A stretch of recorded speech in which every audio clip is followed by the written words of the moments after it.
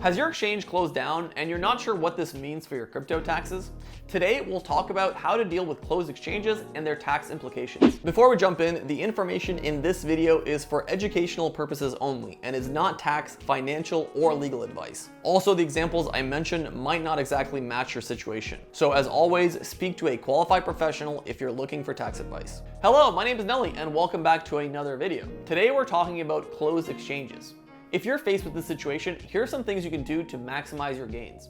Create a custom wallet from memory. If you have some ideas of what kind of trades you made on that exchange, then it may be worth creating a wallet for it. And then you need to manually turn any deposits in your other wallets to transfers, and do the same for any withdrawals that originated from this exchange. Once this is done, you'll be left with some missing purchase history errors. These can be resolved easily by creating some trade transactions manually.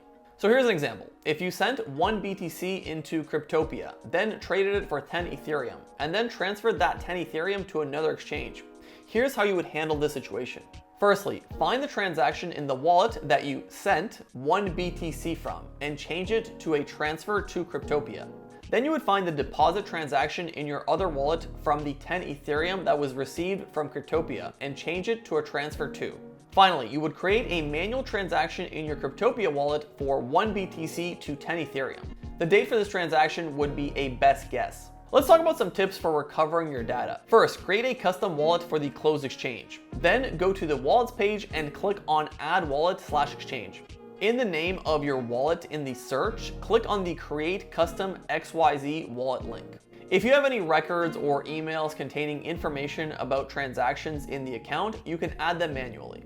If you know the deposit address for the exchange, you can change wallet type to this network, add the deposit address and sync the wallet, disable the API, review the transactions imported, and delete all withdrawals. Those are withdrawals from your deposit address to the exchange's hot wallet. And lastly, check if all deposits look like yours. You can repeat steps A to D for every deposit address you used. Review all unpaired deposits and withdrawals on your other wallets. Do any of them look like they were sent to or from this exchange? If yes, edit them into transfers to this wallet. This is all part of how to ensure your tax report is accurate. After that, you end up with these closed exchanges. Some may be negative. Negative balances indicate that some of the assets that do remain on this exchange were sold for the negative asset. If you know what these trades are, you can add them manually to help correct these balances. You might be wondering, what do tax agencies say about all this stuff? Normally, a tax agency will ask you to make your best effort when filing taxes. It's highly unlikely that your tax agency would be able to retrieve records from a defunct exchange, unless the exchange was based in the same country. If you do not have records for an exchange and there is no way to retrieve these records, then you should consider declaring this on your tax return to avoid any kinds of fines.